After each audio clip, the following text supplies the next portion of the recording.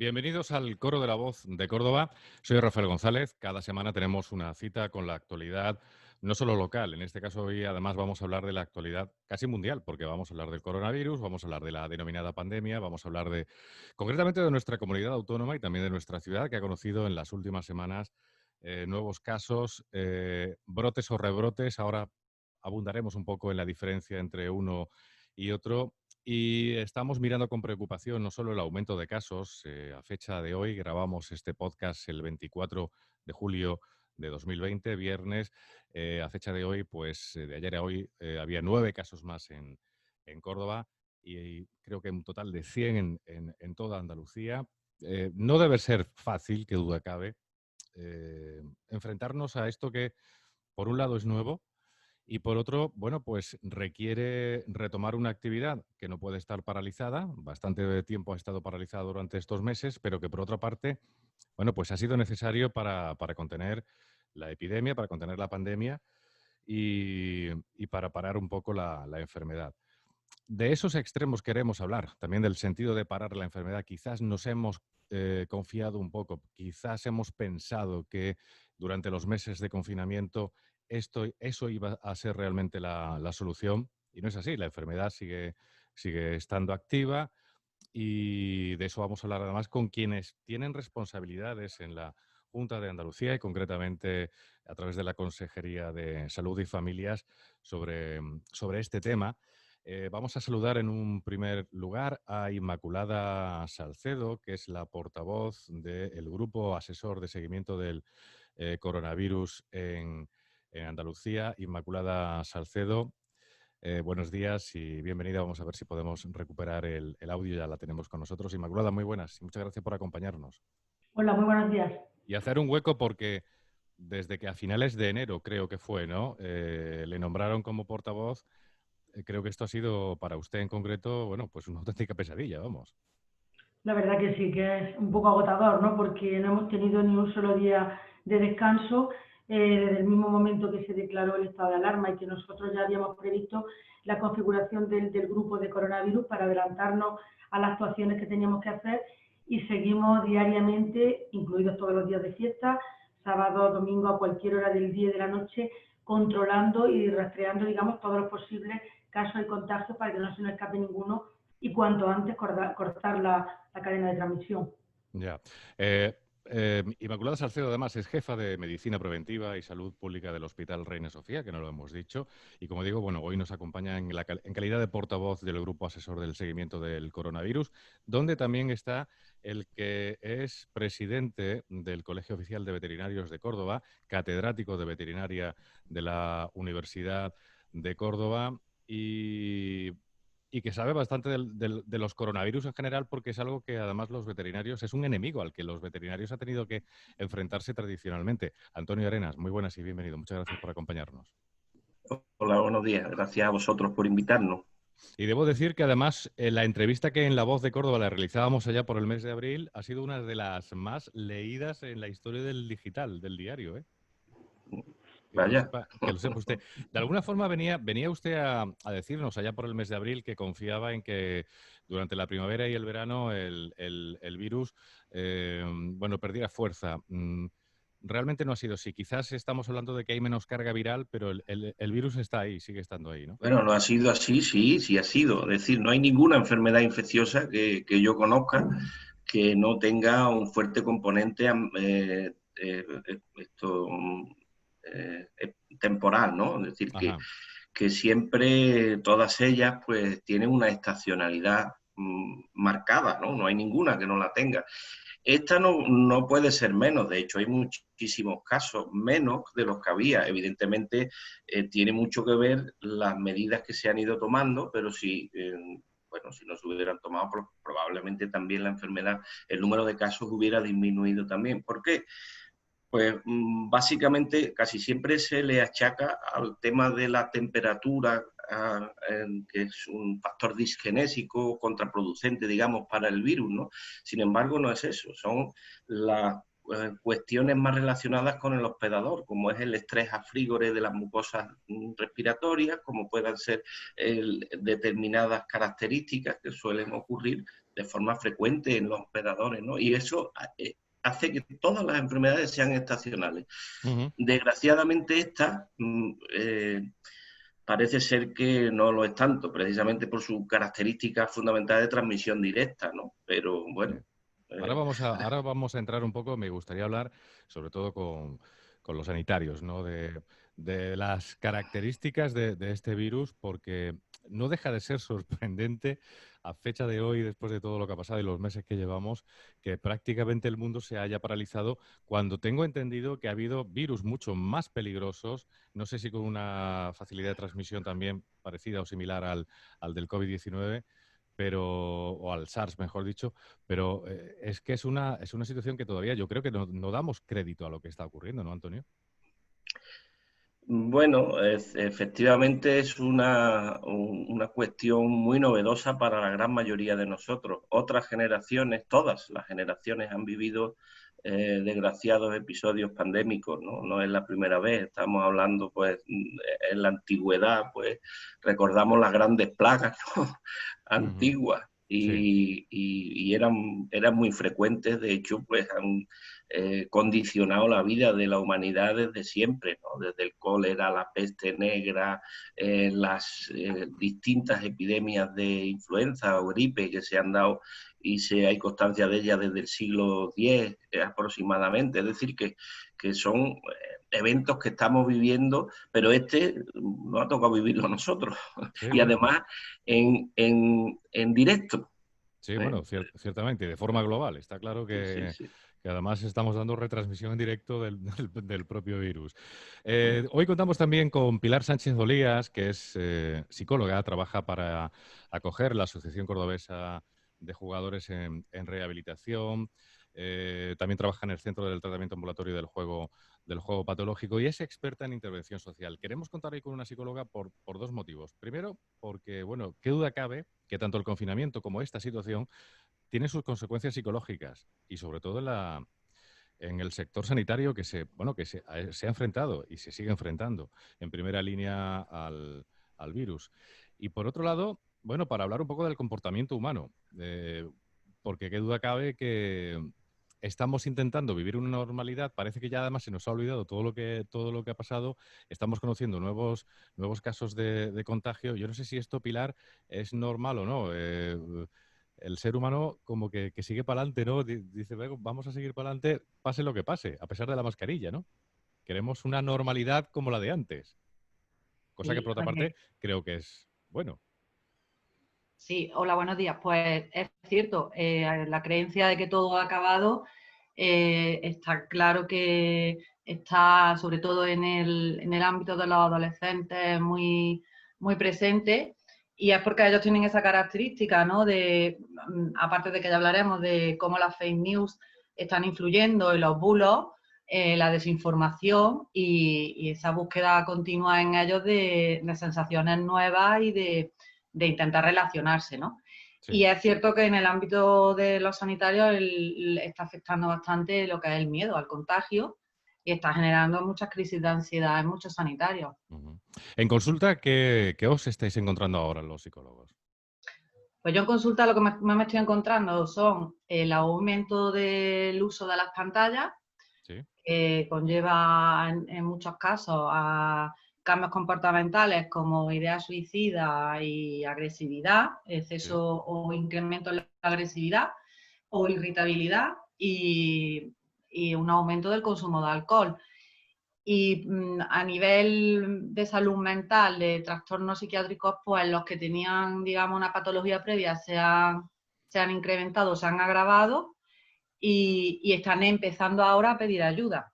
Ahora es cuando están empezando porque se han quedado un poco en casa por el miedo al contagio y sobre todo los trastornos obsesivos compulsivos se están incrementando. Ajá. Todo eso debido sobre todo al confinamiento y a la propia pandemia en sí, ¿no?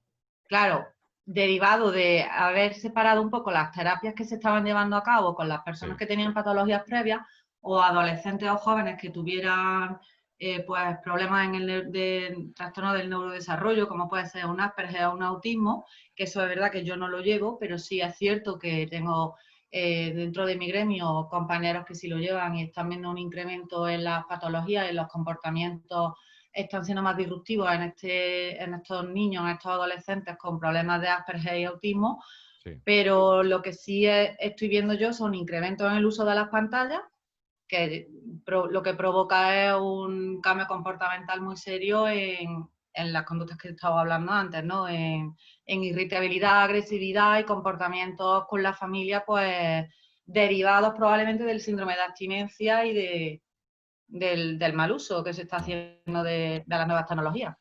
Pilar, pues muchas gracias también por acompañarnos en el coro de hoy y saludamos al director de la voz de Córdoba, Antonio Prieto. Antonio, buenos días, bienvenido. Muchas gracias por estar con nosotros. Buenos días.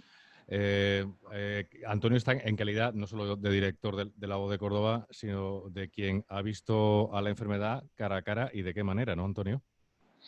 Sí, hombre, yo soy uno de los escasos, de ese 2%, ¿no? que en Córdoba lo ha sufrido, y luego de un porcentaje aún menor, que son los que lo hemos sufrido con especial virulencia, ¿no? Yo he estado 35 días ingresado, de los 35, 27 en UCI, y de esos 27, 17 intubado y sedado, ¿no? Es decir, que he sufrido en mis carnes la realidad del COVID-19.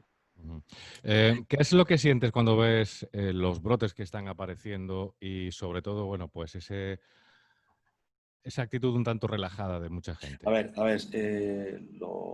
creo que lo decía Pilar, ¿no? El tema de la desinformación y voy a intentar explicarme. Es decir, yo tengo la sensación de que mucha gente no ha sido consciente de la gravedad de este virus, ¿no? Creo que Antonio también hablaba antes de plaga, de esta plaga, es decir, porque en el fondo una plaga, los hombres, el ser humano es soberbio, que pensábamos que ya ese tipo de cosas eran cosas del pasado, y de vez en cuando pues la propia naturaleza nos demuestra que somos débiles y que tenemos que ser mucho más cautos. O sea, yo creo que el tema de no tomar conciencia, gran parte de la población, de lo que esto supone, es tal vez lo que en este momento esté facilitando la aparición de focos, ¿no? Tal vez por eso, ¿no? Es decir, en el caso de Córdoba, como digo, hemos sido un porcentaje muy, muy pequeño los que hemos sufrido este problema y, por tanto, es también un porcentaje muy, muy pequeño el que de verdad ha visto, si me permitís la expresión, la oreja al lobo, ¿no? Y dice, pues, que es todo un problema, ¿no? Para mucha gente, no. Y voy a poner encima de la mesa alguna reflexión que puede ser polémica, pero creo que hay que ponerla. Es decir, especialmente para la gente joven. La gente joven no ha visto féretro, la gente joven no ha visto la dureza que para muchas familias ha supuesto este problema. Entonces, hemos vivido una situación de precaución impuesta por el confinamiento, y cuando hemos salido, pues estamos viendo que se dan situaciones, bueno, no de normalidad, sino yo creo que de un exceso de relajación impropio de un entorno de gravedad como el que vivo. Entonces, bueno, ¿cuál es la causa de eso? Pues hombre, lo que yo creo, vamos, creo que sobre todo con las personas que nos acompañan hoy en el coro de la voz, pues podemos plantearlo, ¿no? Es decir, ¿por qué necesitamos los humanos y los humanos formados como somos los humanos de Occidente, que haya es decir, que haya que imponernos ser precavidos? Es decir, no somos, y esto a lo mejor una pregunta para la psicóloga, es decir, bueno, con la información que tenemos no deberíamos ya tener suficiente base como para ser precavidos. Para la responsable sanitaria, se debería a lo mejor haber hecho más hincapié en las imágenes de la dureza para que todos tomásemos conciencia, porque, bueno, los que lo hemos vivido sabemos que nuestro entorno sí que tiene esa conciencia, pero claro, somos un entorno muy, muy reducido. Y yo creo que ahora mismo, pues, y sobre todo por lo que ha pasado en Córdoba en las 2 últimas semanas, pues eso es un poco el debate de la familia. Es decir, es que salimos de aquí, vamos a tomar café con alguien o quedamos con algún amigo, y independientemente de lo que tengamos que hablar, aquí todos estamos hablando del coronavirus, y en el caso de Córdoba estamos hablando de eso, de que bueno, cómo vamos a afrontar esta situación, cómo vamos a relacionarnos si esto sigue estando vivo, ¿no?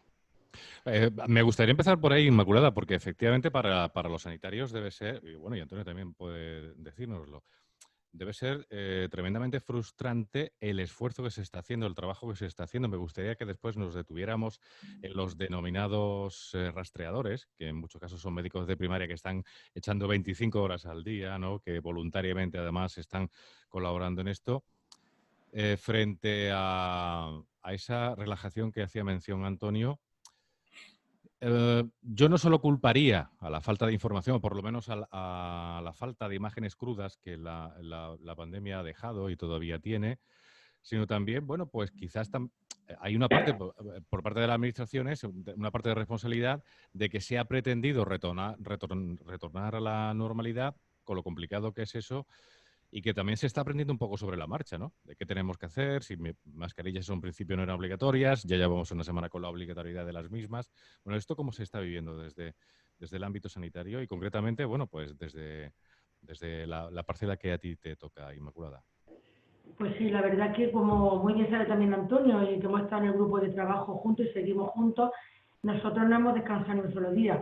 Y es verdad que todo lo que se está diciendo es una realidad. Yo, desde el punto de vista sanitario, veo dos aspectos diferentes. Uno es que quizás hay un grupo de personas como los jóvenes que no tienen conciencia de la gravedad de la situación y de lo que puede suponer un contagio a una persona vulnerable con la extensión de la enfermedad a la salud pública, que abarca muchísimas personas, ¿no? Y es la importancia de la salud global, de la salud de todos, ¿no? Que no es un caso concreto que se cura o no se cura. Son miles de personas que se afectan. No nos olvidemos que en Andalucía hemos llegado a tener 1.400 fallecidos, que no es nada comparable con otras comunidades como Cataluña o Madrid, etcétera, pero que son 1.400 personas que han fallecido en nuestra comunidad autónoma. Y no se nos puede ir de la cabeza, y entre ellos hemos vivido compañeros que algunos aún están ingresados en nuestra UCI, ¿no? Entonces, es verdad lo que decía el director de La Voz, ¿no? Quizá hemos sido un poco paternalistas en no mostrar imágenes concretas de lo que ha supuesto esto, de los cadáveres, de la gravedad de la situación y de las personas, lo mal que han estado, ¿no? Los grupos de trabajo que hemos hecho continuamente sábado y domingo para ver la mejor evidencia científica y cómo abordar esta enfermedad. Y de hecho en Andalucía creo que somos privilegiados y ha sido un éxito acotar cuanto antes, y con la gran mayoría de población que tenemos, que son 8,5 millones de habitantes, no tenemos una situación dramática, pero creo que esto no justifica en absoluto las actitudes actuales que hay. El desconocimiento, porque es que luego hablas con los jóvenes y resulta que tienen mucho miedo, no sabían que esto era tan grave y que esto se podía contagiar con tanta rapidez. Ellos pensaban que ya habíamos vuelto a la vida de antes, ¿no? Donde nos podíamos reunir con los amigos, con muchas ganas de salir, con muchas ganas de hacer deporte, de tomar copas, que es normal, por otra parte.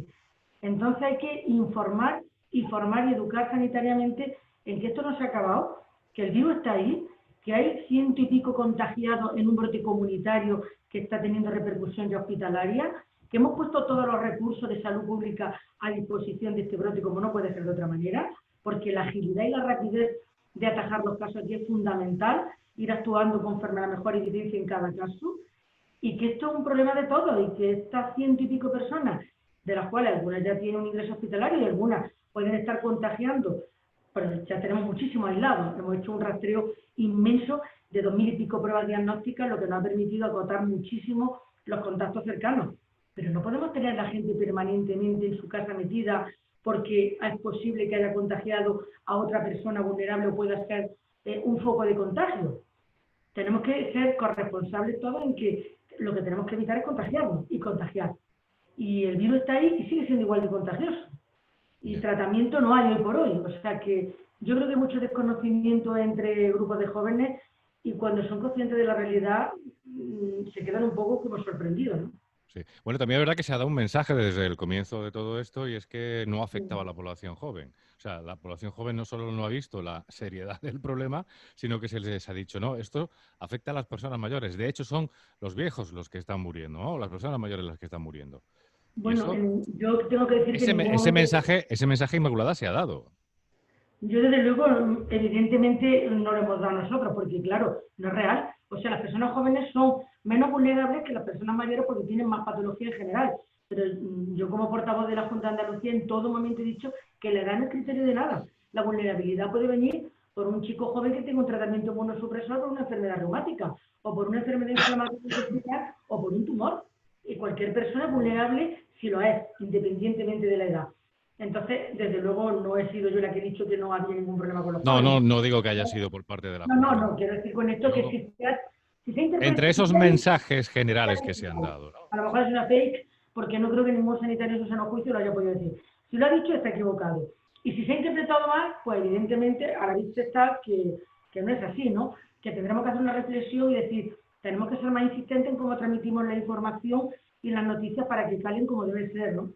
Y quería también abundar un poco en lo que Pilar ha comentado de las repercusiones psicológicas. Nosotros hemos vivido aquí situaciones de angustia verdadera por los profesionales sanitarios en plena pandemia, de una angustia de llevarse el virus a su casa, lo hemos atendido nosotros aquí en la unidad nuestra de medicina preventiva y salud pública, y es verdad que las personas, independientemente de su vocación y de su trabajo, que no han dejado de hacer en ningún momento, han sufrido mucho, hemos sufrido todos con ellos y lo hemos sufrido todos.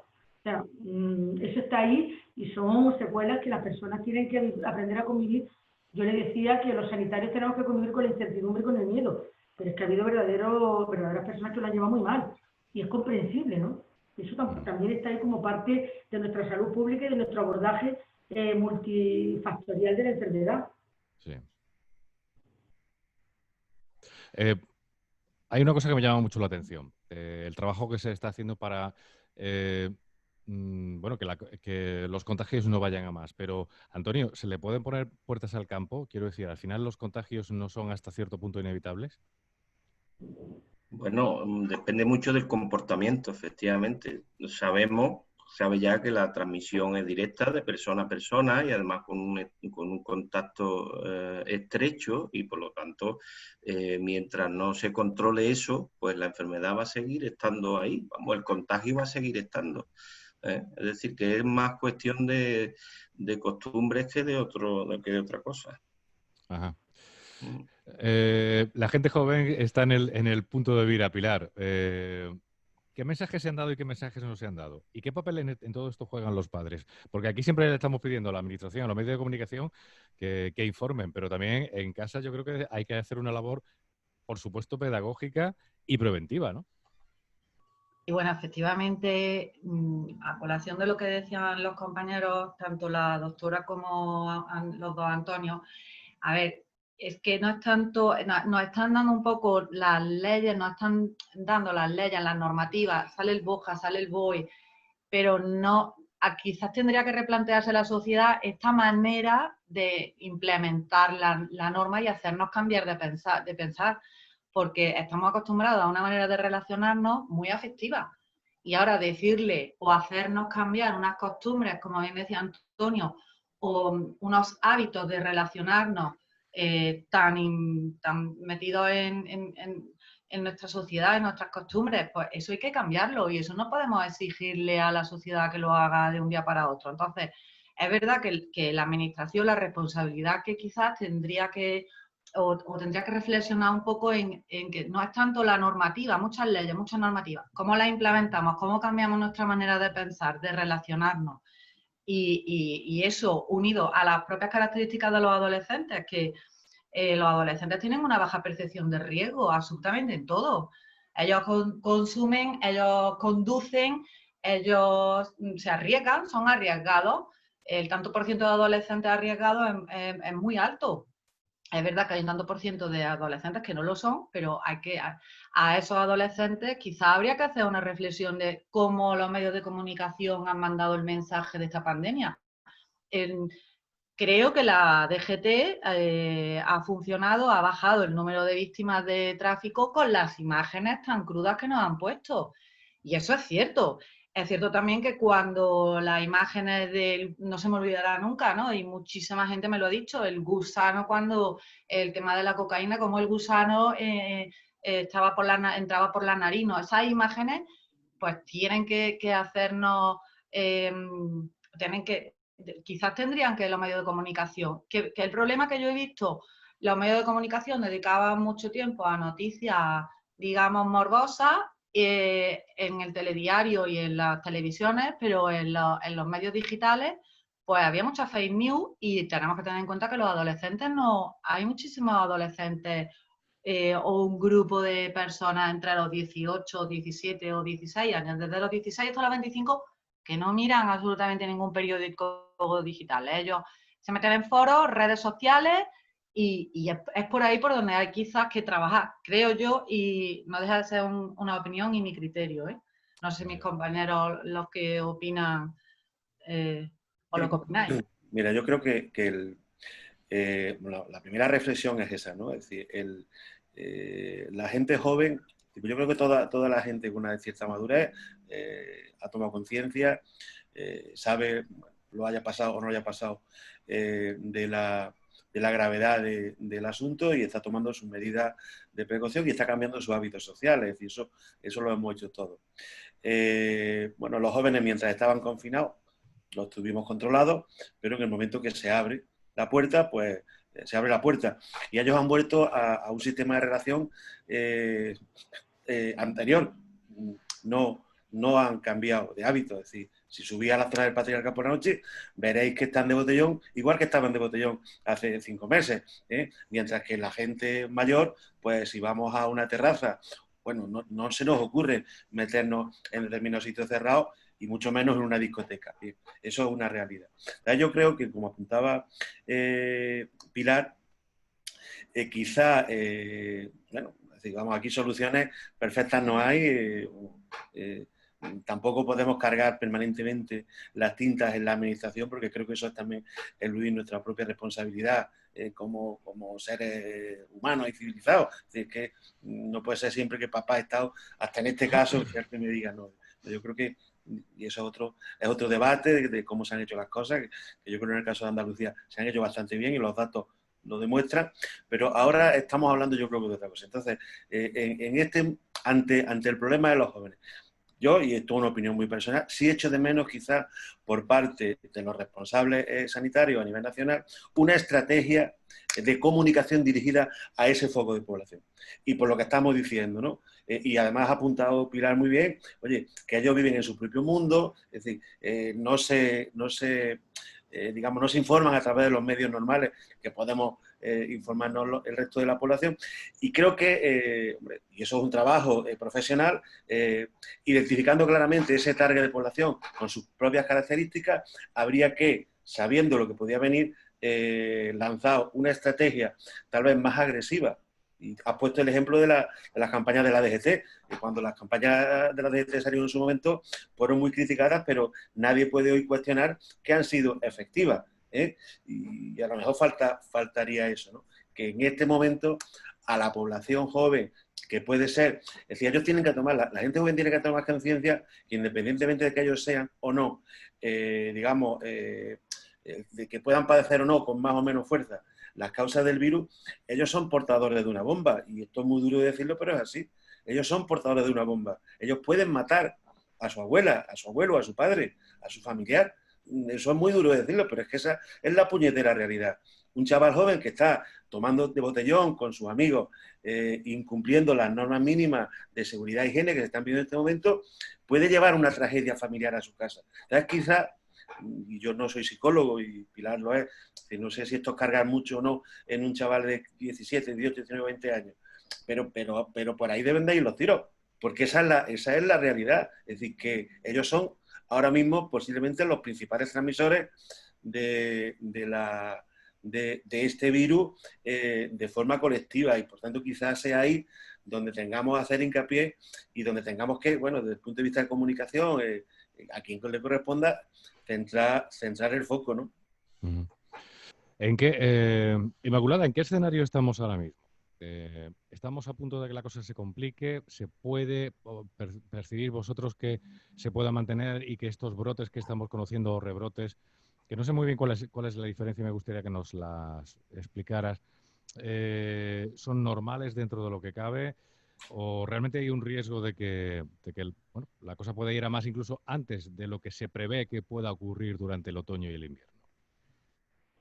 Bueno, nosotros esperábamos pequeños rebrotes con algunos casos concretos porque el virus seguía circulando y, como bien decía Antonio, la transmisión persona a persona es la que es y realmente nosotros estamos haciendo el esfuerzo en ese sentido. Yo siempre digo, cuando tengo oportunidad que me dais los medios de comunicación como portavoz de la Junta, decirle a los jóvenes que no solo se pongan la mascarilla porque los vayan a multar, sino porque sean conscientes de que sus gotas de saliva pueden contaminar y que lo pueden contagiar a ellos, se lo pueden pegar a sus abuelos, a sus padres y lo pueden diseminar también todo a través de las manos, ¿no? Yo eso siempre intento decirles que no lo hagan solo por medidas coercitivas, sino por conciencia ya que cada uno vaya por conocimiento, porque luego le entra el miedo, luego son muy miedosos. Pero es verdad que estos brotes tan grandes no esperábamos pequeños acúmulos de casos y brotes concretos, pequeños rebrotes. Esto que estamos, por ejemplo, en Córdoba viviendo de 100 y pico casos contagiados, si bien todos son leves, hay que decirlo, y algún ingreso hospitalario, pero sin mayor trascendencia, dentro de lo que se ha rastreado, que han sido 2000 y pico personas, pues obliga a un trabajo ímprobo a atajar cuanto antes todo esto, pero también obliga digamos, a seguir en una tensión y en un trabajo intenso durante todo el verano. Y nos tenemos que preparar para el otoño y nos tenemos que preparar para el invierno, porque luego esto puede coexistir con enfermedades respiratorias como la gripe o como el virus respiratorio sincitial en niños, que nos pueden llevar a los centros sanitarios a tener más acúmulo de personas con síntomas, porque los síntomas son muy vagos, son muy parecidos entre ellas y son lo de siempre, la tos, en fin, la fiebre y síntomas muy inespecíficos. Entonces, la verdad que el verano está siendo intenso. Yo entiendo lo que decía Antonio, que los virus se comportan de una manera estacional, pero aquí estamos a 45 grados y aquí no se para, ¿no? O sea que el virus, la transmisión y la cantidad de personas que hay, parece que se ríe un poco del calor, ¿no? No sé cómo interpretar todo esto porque estamos viendo todo lo que hay sobre la enfermedad y aprendiendo diariamente de ella. Y me parece muy importante lo que han comentado todos los contertulios, ¿no? Que la gente joven lee las redes sociales, no se van a fuentes oficiales de evidencia científica donde informarse, sino que van a las fake news y a lo que cuentan otros en Twitter o en Facebook o en otras redes sociales. Entonces, es muy importante que se desmonten bulos, que se desmonten cosas que no son reales. De hecho, nosotros lo hacemos a través de la sociedad científica nuestra de medicina preventiva y salud pública, pero claro, no lo hacemos en las redes sociales, lo decimos, pero desmontamos bulos. Y la gente joven tiene que decidirse a buscar la información y irse a las fuentes oficiales. Porque si se van a las redes sociales pueden encontrar de todo tipo de barbaridades, porque yo mismo cuando las leo digo, ¿pero dónde ha salido esto, no? Y esto induce a error. Entonces, pequeños rebrotes, pequeño acúmulo de casos entraban dentro de lo previsto, brotes grandes con mucho número de casos no entraban dentro de lo previsto, pero evidentemente lo estamos abordando porque estamos en ello y estamos preparados para ello. Bueno, en ese sentido hay una especie como de sesgo cognitivo, ¿no, Pilar? Porque quiero decir, por ejemplo, una de las cosas que se dijeron al principio, esto no es más grave que la gripe. Bueno, nos interesa que no sea más grave que la gripe. La gripe es algo que ya tenemos asumido, ¿no? Y eso parece que se ha quedado. O sea que y ahora que ha vuelto a hablar Inmaculada de la gripe, que vendrá, me imagino, como suele venir todos los otoños e inviernos, se nos ha quedado eso, ese mensaje ha quedado, ¿no? De que esto es como una gripe y de que no tiene mayor importancia, o por lo menos no tanta gravedad. Efectivamente, esa es una de las cosas que más, las ideas que más se le han quedado a una amplia población, la idea de que todos tenemos que contagiarnos, que no pasa nada, que en algún momento todos nos contagiaremos y que puede ser poco a poco, ¿no? La minimización, que es la distorsión quizás que está pasando un poco más, creo, en esta población, ¿no? La minimización de los daños y la negación un poco de que esto esté pasando. Esto no puede estar pasando en el siglo XXI, en una España y en Occidente, ni en el mundo. No, esto. La negación y la minimización creo que son las distorsiones cognitivas que efectivamente están ocurriendo. Y sí es cierto que quizás tendríamos que replantearnos todos una responsabilidad bueno, que quizás las noticias sí le lleguen de manera científica y de manera, como bien decía la doctora, de manera contrastada a esta población, ¿no? Y no le está llegando. Pues eso es una responsabilidad de todos, tanto de los padres como de los medios de comunicación, como de a partir de septiembre los centros educativos, la propia sanidad. Es que eso es cierto, los jóvenes las mascarillas pues no la usan, pero no la usan quizás de forma adecuada, como bien explicaba Inmaculada. Ahora que has dicho de que todos tenemos que contagiarnos, Antonio Arenas, el famoso contagio de rebaño, ¿todos tenemos que contagiarnos a la postre o no necesariamente?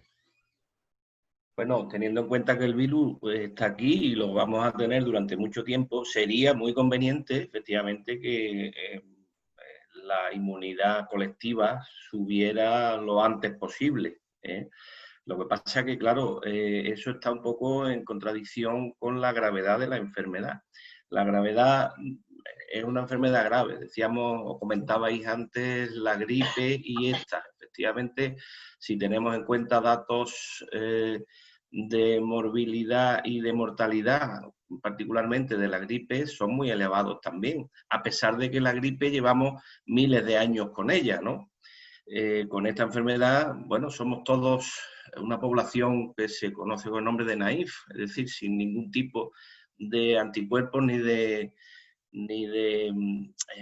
digamos, protección específica frente a ella, ¿no? Entonces, sería muy conveniente, no cabe duda, que mientras antes se establezca esa inmunidad colectiva o de rebaño, pues mejor. Pero claro, hay que tener en cuenta también que no podemos, si ello conlleva la saturación del sistema sanitario, mal vamos.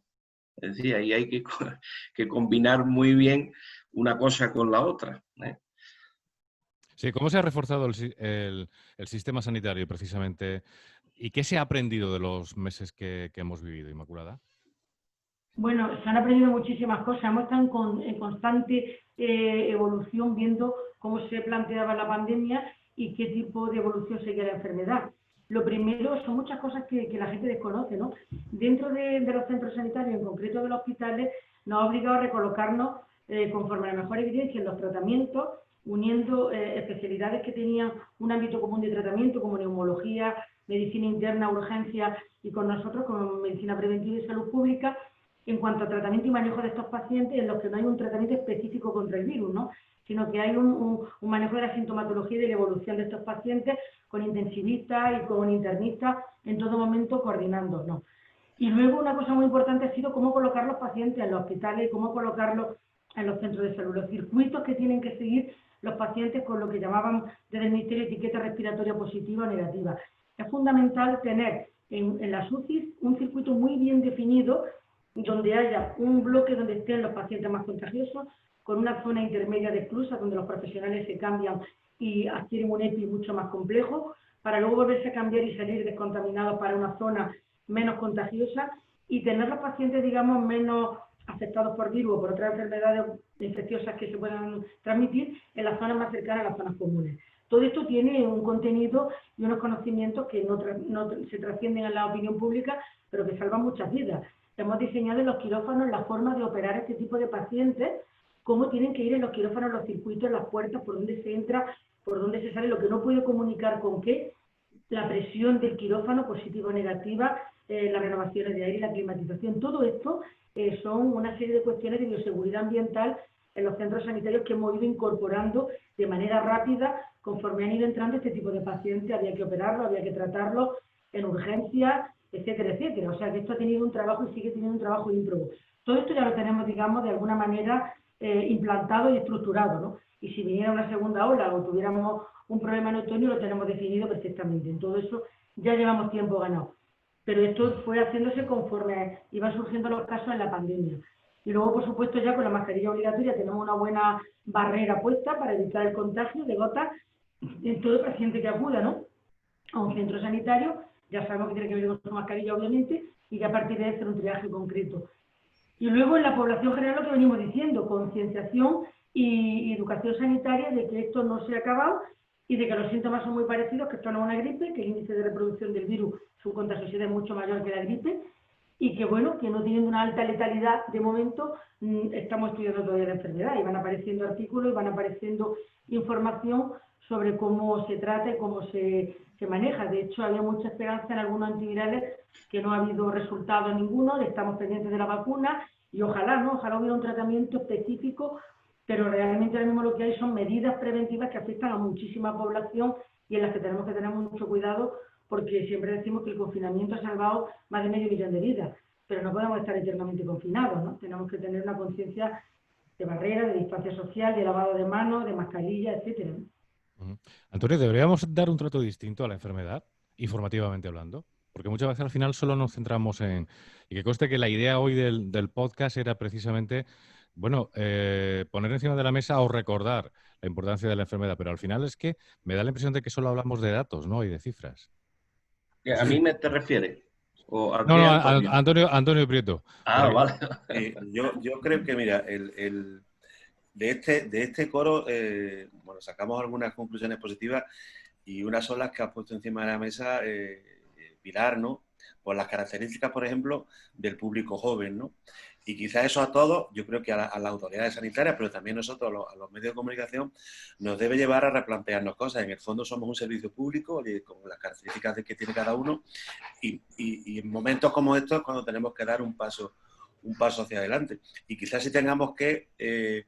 bueno, que teniendo en cuenta esa especial singularidad del público joven, que en este momento puede ser uno de los principales transmisores, replantearnos la estrategia de comunicación, es decir, quizás haya que lanzarle unos mensajes más directos, muy específicos para ellos y bueno, intentar así colaborar. Entonces, yo creo que eso es bueno y por tanto, bueno, espacios como el que hoy hemos compartido o estamos compartiendo, en donde profesionales, y yo creo que eso es bueno, ¿no? Que hablen profesionales y que no hablemos los que no tenemos ni puñetera idea. Y pues, no es que sea así, pero es que es verdad. Y aquí todo el mundo termina siendo médico, psicólogo, no, mire, vamos a escuchar a los que saben y tomemos nota y después nos apliquemos.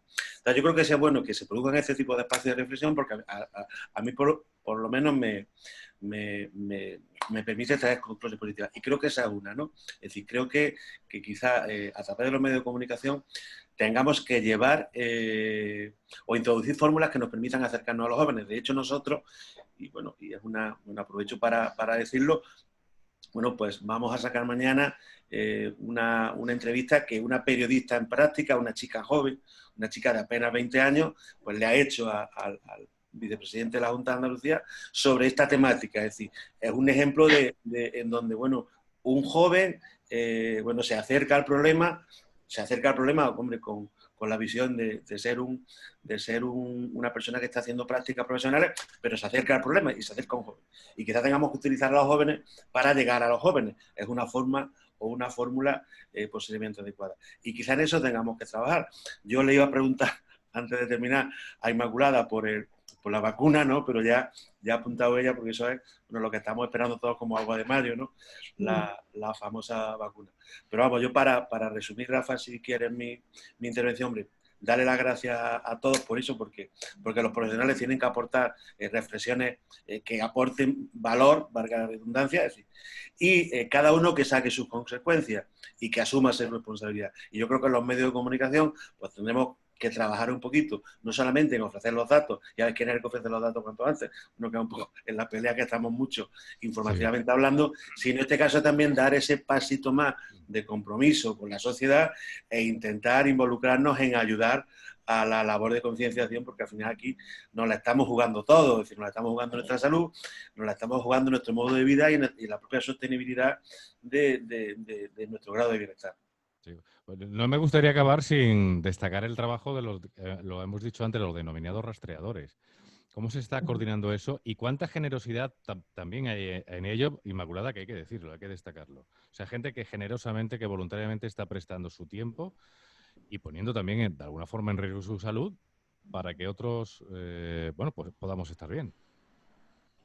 Sí, bueno, los rastreadores, es verdad que se ha hecho un esfuerzo importantísimo en Andalucía y hemos estado todos los expertos en salud pública formando personas que, aunque no eran propiamente de este ámbito, pero que le hemos ayudado a que sepan cómo hacer una buena encuesta epidemiológica o cómo llegar a la población susceptible de ser contacto estrecho o que pueda contagiar o ser contagiada, ¿no? Y en eso se ha contratado enfermería, se ha informado a médicos de familia, se han hecho cursos a través de la Escuela de Salud Pública. Nosotros ponemos todos los dispositivos de salud pública al servicio de lo que haga falta, ¿no?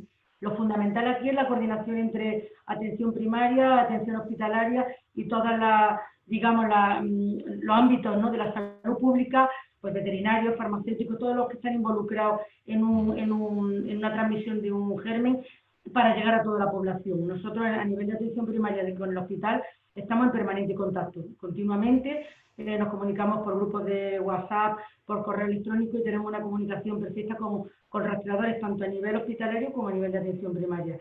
El esfuerzo es ímprobo, a veces nos damos la información por varios sitios, pero preferimos que no se nos escape nada a que se nos escape algo, ¿no? Y la verdad que yo tengo que agradecer a muchísima gente que se están volcando y nosotros estamos apoyando en toda la medida de lo posible. Y luego tampoco quiero irme sin decir de la importancia de la salud pública en general, ¿no? Que somos todos evidentemente porque afecta a muchísimas personas y se nos olvida. Fíjense que en los países con un sistema sanitario altamente tecnológico, como puede ser Estados Unidos, tiene una cantidad de muertes impresionante. ¿Por qué? Porque han abandonado el ámbito de la salud pública. La salud pública incluye desde la veterinaria, la alimentación, el agua, la farmacia, la prevención hospitalaria, en cuanto a los expertos y especialistas en medicina preventiva, que en los hospitales estamos, aunque no se nos conozca mucho, que en la atención primaria están los epidemiólogos, que muchos son compañeros nuestros, que los médicos de familia colaboran inestimablemente con nosotros, que hay enfermeros volcados en salud pública y que hay una cantidad de personas en este ámbito de la salud pública que son desconocidos y que, como yo digo siempre, salvamos muchas vidas en silencio. Y en la Consejería de Salud y Familia me consta, porque lo vivo continuamente con los expertos y con los responsables, la Dirección General de Salud Pública ha hecho un esfuerzo ímprobo en contratar personas, en disponer de todos los recursos. De hecho, no tenemos en bolsa ya personas que contratar y hemos tirado de lo que hemos podido asesorándolos nosotros y han hecho un esfuerzo ímprobo en que la salud pública se potencie porque es la única manera de atajar este tipo de pandemia. Y ahí está Antonio que me puede corroborar sí, totalmente. Porque si no estaríamos con una cantidad de muertos y una cantidad de contagiados y tendríamos los hospitales colapsados. No sabéis cómo, porque ya digo, no es cuestión de un sistema sanitario en el que se gaste muchísimo en tecnología punta, en fármacos carísimos, en técnicas muy sofisticadas, que también hay que hacerlo. Obviamente tenemos que estar en el progreso y en la innovación, pero tenemos que estar también en otras cosas. Y cuando se abandona la salud pública ocurre lo que está ocurriendo en Reino Unido, en Estados Unidos y en ciudades y en países que tienen una tecnología punta en su sistema sanitario para abordar a algún paciente individual, pero el grupo de personas a nivel de salud pública está muy afectado y ocurren muchos fallecimientos. Estoy totalmente de acuerdo con ella, sí. Es que, digamos, es la gran olvidada de la salud, ¿no? Es decir, que la medicina restaurativa está muy hipertrofiada en todos lados, sin embargo, la medicina preventiva está bastante olvidada. Hay un dato que es muy simple. Hace unos años, por ejemplo, la rabia era un serio problema de mortalidad en España. El tifus era un grave problema de mortalidad en España. Las fiebres de Malta eran un grave problema de mortalidad en España. Si eso tuviéramos que tratarlo, pues sí, bueno, hay tratamientos, etcétera, pero sin embargo ya esos casos no se dan. ¿Por qué? Pues porque la salud pública, es decir, la medicina preventiva, ha hecho que no se den ese tipo de casos. Y eso es a lo que tenemos que llegar en este caso también. Más allá, Antonio, más allá de la vacuna, que esperemos efectivamente que llegue y que además sea efectiva, ¿cómo se presenta el otoño y el invierno? ¿Estáis preocupados por lo que pueda venir? Habría que tener la bola mágica, ¿verdad? Ya lo sé, ¿no? Siempre habla uno más de deseo, de lo que quiere que ocurra, sí, que de lo que realmente puede ocurrir, y más con un virus que ya nos ha demostrado que es pues verdaderamente, bueno, insondable, ¿no? Te cambio la pregunta. ¿Hay que estar preparados o más preparados? Claro, por supuesto que sí. Siempre tenemos... Bueno, tú sabes que siempre en lo que es las medidas de contención de las epidemias se sigue una estrategia. Esa estrategia, desgraciadamente en España, se ha seguido de una forma muy escalonada y muy arbitraria, ¿no? Pero que si se hubiera seguido desde primera hora lo que es un buen sistema de vigilancia epidemiológica, el diagnóstico precoz de casos, el control de movimientos, las medidas de bioseguridad, la rastreabilidad que hay, la zonificación, la compartimentalización, es decir, son una serie de escalas que hay que poner encima de la mesa de manera inmediata, sin ningún tipo de de tener que pensar qué es lo que vamos a hacer, sino que eso tiene que estar ahí puesto. Y entre otras, las estrategias de comunicación, tanto sectorial como la comunicación social en general, ¿no? Es decir, todo esto está más que estipulado desde hace mucho tiempo. Y aquí, bueno, ya hemos visto que, por ejemplo, el decreto de alerta se publicó en el BOE a las 11:30 de la noche, el mismo día que entró en funcionamiento. Es decir, eso da idea de que hemos ido siempre por detrás de la enfermedad, por detrás de la pandemia. Siempre nos ha ido cortando nuestra salida. Y eso siempre, los que tenemos experiencia en control de enfermedades, porque ya desafortunadamente o afortunadamente por los años llevamos muchas enfermedades animales, ¿no? En mi caso concreto, pero muchas enfermedades en control, pues realmente sabes que como vayas por detrás de la enfermedad nunca le ganas. Siempre te coge la vez. Pilar, había un lema que yo creo que no ha sido muy acertado porque no ha sido muy cierto, pero ¿hemos salido más fuertes, hemos aprendido algo o no exactamente?